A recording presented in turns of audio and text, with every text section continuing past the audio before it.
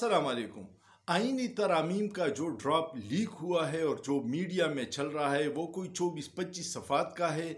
जो आइन में त्रिब 153 तरमीम सजेशन उसमें आई है, वो अगर हो जाती तो वो इंतहाई खौफनाक है।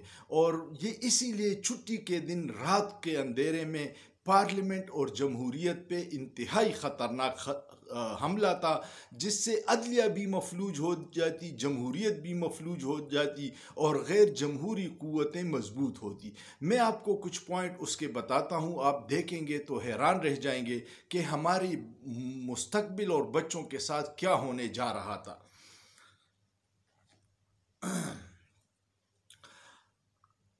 और इसकी सपोर्ट पीपल्स पार्टी, मुस्लिम लीग नून, MKM और अवामी नेशनल पार्टी कर रही थी। ये आप सारे चेहरे याद रखिएगा। पहला पॉइंट था कि आर्मी चीफ और दीगर सर्विसेज चीफ की तकर्रुरी दोबारा तैनाती और बरतरफी आर्मी एक्ट के मुताबिक होगी और इस एक्ट में तरमीम नहीं की जा सकेगी। यानी कि आर्मी एक्ट को आइन की हैसियत देने की तजवीज़ है और उसमें तरमीम सिर्फ आइनी तरमीम के ज़रिए ही मुमकिन है। मुजव्वज़ा बिल के मुताबिक वफाकी आइनी अदालत के चीफ जस्टिस की तकर्रुरी कौमी असम्बली की कमेटी 3 सीनियर जजेस में से करेगी। पहला चीफ जस्टिस सदर पाकिस्तान वज़ीर आज़म की सिफारिश, जबकि आइनी अदालत के पहले जजेस की तकर्रुरी सदर पाकिस्तान चीफ जस्टिस की मशावरत से करेंगे। ये वही आइनी तरमीम है जिसमें चीफ जस्टिस मंसूर अली शाह का रास्ता रोका जा रहा है। नई आइनी अदालत का head chief justice of Pakistan होगा, जिसकी रिटायरमेंट उम्र 68 साल होगी, यानी काजी की नौकरी पक्की, जबकि सुप्रीम कोर्ट का सरबराह chief justice of supreme court होगा। और साथ में ये कर रहे हैं कि एक सुप्रीम कोर्ट है, एक आइनी अदालत बना रहे हैं। तो ये जो चीफ जस्टिस साहब हैं काजी फायजी साहब, यहाँ से रिटायर्ड हो जाएंगे तो उनको आइनी अदालत में लगा देंगे और सुप्रीम कोर्ट का के जो मकसद है वो सिर्फ छोटे मोटे झगड़ों तक महदूद रह जाएगा। आइनी जो अदालत के मुकदमात हैं वो इनके इख्तियार से चले जाएंगे और काजी साहब को 3 साल की एक्सटेंशन मिल जाएगी, तो वो इस नाजायज़ हुकूमत का तहफ़्फ़ुज़, आइनी तहफ़्फ़ुज़ करते रहेंगे। आइनी तरमीम बिल में इस्लामाबाद हाई कोर्ट के जजेस की तकर्रुरी का तरीक़ाकार भी तब्दील करने की तजवीज़ है। इस्लामाबाद हाई कोर्ट के जजेस की तकर्रुरी के लिए कायम कमीशन में अब chief justice Islamabad high court के साथ इस्लामाबाद का नुमाइंदा और एक वफाकी वज़ीर शामिल होगा। मौजूदा कानून के मुताबिक चीफ जस्टिस और सीनियर तरीन जज कमीशन का हिस्सा हैं। मुजव्वज़ा तरमीम के मुताबिक जजेस की तकर्रुरी के लिए कायम की गई पार्लिमानी कमेटी और आइन की आर्टिकल 68 का इतलाक नहीं होगा। आइन के आर्टिकल 68 के मुताबिक जजेस के कंडक्ट पार्लियामेंट में ज़ेर बहस नहीं लाया जा सकता, यानी अमलन आर्टिकल 68 को आइन से निकालने की तजवीज़ है। आइनी तरमीम के ज़रिए 4th शेड्यूल में तरमीम के ज़रिए कैंटोनमेंट एरियाज़ में आर्म फोर्सेस को टैक्सेस, टूल्स या दीगर सर्विसेज के चार्जेस लगाने का भी इख्तियार देने की तजवीज़ है, यानी कैंट एरिया में एक नई बादशाहत कायम होगी। आइनी तरमीमी बिल में आर्टिकल 215 में तरमीम के ज़रिए चीफ इलेक्शन कमिश्नर और मेंबरान रिटायरमेंट के बाद भी काम जारी रखेंगे जब तक उनकी जगह नई तैनाती नहीं हो जाती, यानी वो शख्स पहले कमिश्नर या मेंबर रह चुका हो उसे कौमी असम्बली और सेनेट से करारदाद मंजूर करवा कर दोबारा 3 साल के लिए ओहदे पर तैनात किया जा सकता है। यानी कि लोग मुकम्मल तौर पर हुकूमत की खुशनुदी के लिए काम करेंगे और अपनी सर्विस बचाएंगे। यानी ये जो इलेक्शन कमीशन जिसने डाका डाला है ये भी ताउम्र काम करते रहेंगे। मुजव्वज़ा आइनी तरमीमी मुसव्वदे के मुताबिक आर्टिकल 209 में तब्दील करते हुए सुप्रीम जुडिशल कौंसिल की सरबराही नई मुजव्वज़ा वफाकी आइनी अदालत का चीफ जस्टिस करेगा। सुप्रीम कोर्ट का चीफ जस्टिस इस कौंसिल में वाहिद रुकन होगा, जबकि वफाकी आइनी अदालत के 2 मोस्ट सीनियर जजेस और हाई कोर्ट्स के 2 मोस्ट सीनियर जजेस चीफ जस्टिस उसका हिस्सा होंगे। यानी जो सुप्रीम कोर्ट का जज होगा वो बिल्कुल उसको नाकारा कर दिया जाएगा और आइनी कोर्ट जो नई काजी के लिए बन रही है वो ही सारा काम करेंगे। कौंसल की अपनी रिपोर्ट या किसी भी ज़रिए से मिलने वाली मालूमात की बुनियाद पर कौंसल खुद से या सदर किसी भी जज के खिलाफ शिकायत की इंक्वायरी करवा सकेंगे और इंक्वायरी साबित होने पर इस जज को फारिग किया जा सकेगा। रिपोर्ट और शिकायत में मिसकंडक्ट का इल्ज़ाम या जहनी व जिस्मानी सलाहियत की कमी या अपनी ड्यूटी अंजाम देने में कोताही जैसे किसी भी इल्ज़ाम या मामले की तहकीकात की जा सकेंगी। सुप्रीम कोर्ट या हाई कोर्ट या नई मुजव्वज़ा वफाकी आईनी अदालत समेत किसी भी फोरम पर किसी भी ग्राउंड के तहत आइन की कोई शिक या तरमीम पर सवाल नहीं उठाया जा सकेगा।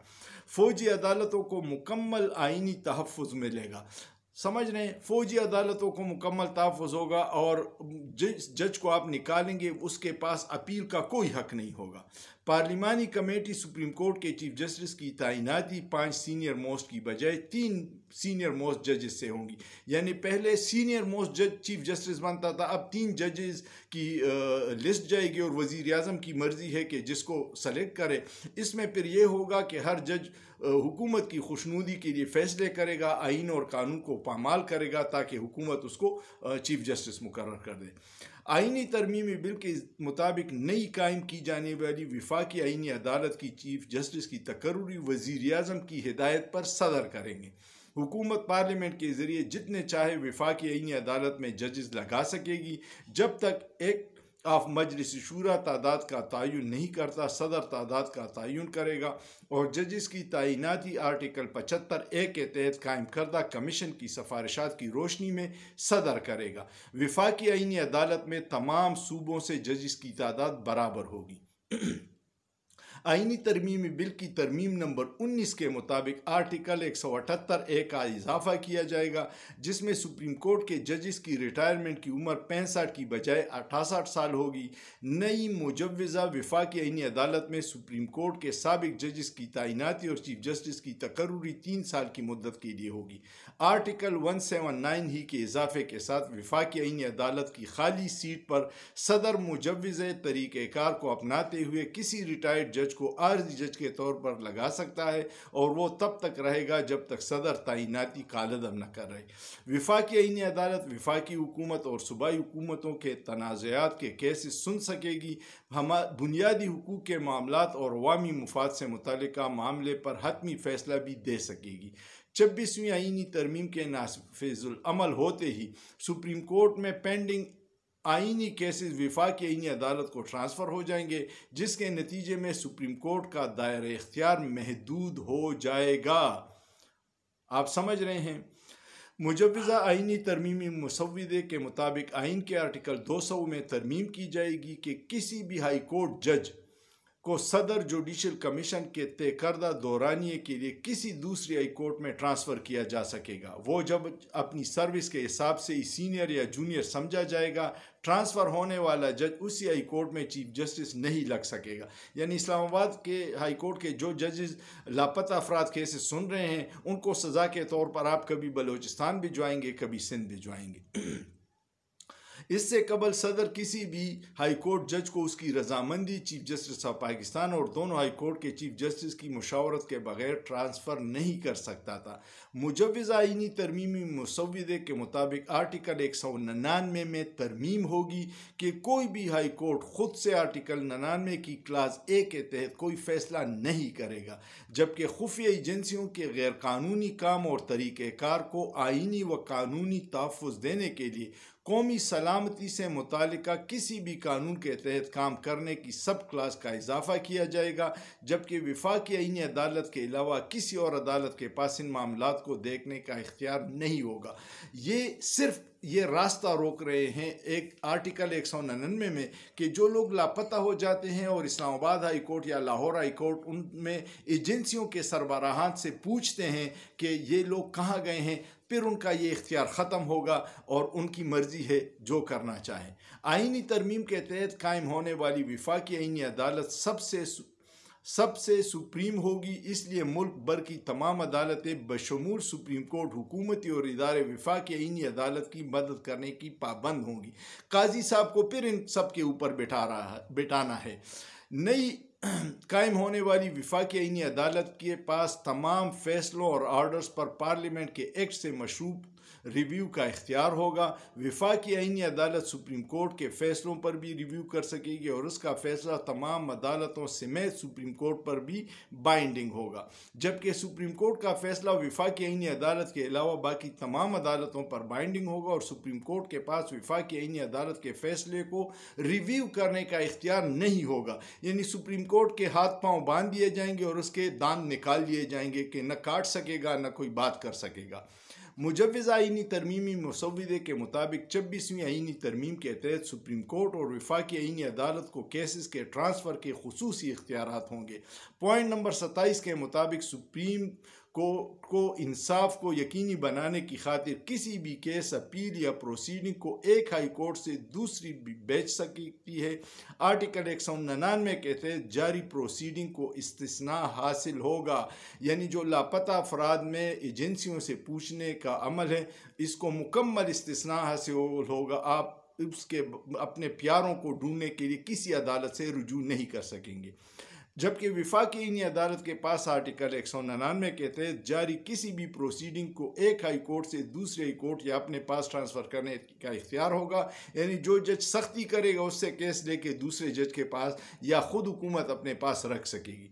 आम तरीन कानूनी मामलात और आईनी तशरीह के मामलात को नई मुजव्वज़ा वफाकी आईनी अदालत सुनेगी। अगर कहीं सुप्रीम कोर्ट और वफाकी आईनी अदालत के दरमियान दायरे इख्तियार का मसला पैदा हुआ तो वफाकी आईनी अदालत ही तय करेगी, यानी बाकी सारे अदालतों के पर काट के सारा इख्तियार एक तो काजी साहब के हाथ में देंगे, जो जिसके लिए नई अदालतें बनेंगी उसको आईनी अदालत कहते हैं, और सुप्रीम कोर्ट का जो मौजूदा ढांचा है इसको बिल्कुल बेअसर करके और उसके हाथ पांव बांध के निज़ाम इंसाफ का मजाक उड़ाया जाएगा। पहले ही हमारी दुनिया भर में इंसाफ देने की 136वीं पोजीशन है। इसकी मुखालफत तमाम वकीलों ने की है, बार कौंसलों ने की है। बलोचिस्तान बार कौंसल ने तो शदीद रद्द अमल का इज़हार किया है, लाहौर बार कौंसल ने किया है, इस्लामाबाद बार कौंसल ने तो अदालत का दरवाज़ा खटखटाया है।